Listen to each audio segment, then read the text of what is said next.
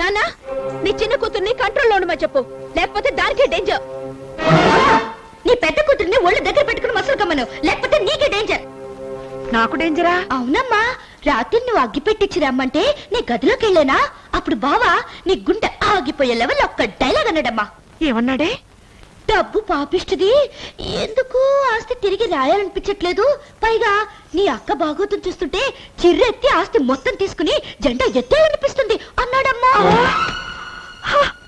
దేవుడు లేని గుడిని, ఆస్తి లేని నిన్ను నేను ఊహించుకోలేనమ్మా. చాలే ఆపు, మీరు అమాయకంగా ఉండబట్టే అతను ఆటలు సాగుతున్నాయి.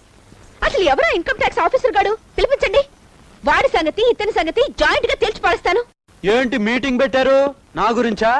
అసలే డబ్బు పాపిష్టిది. నాకు తెక్కరేగిందంటే ఆ కథే వేరు.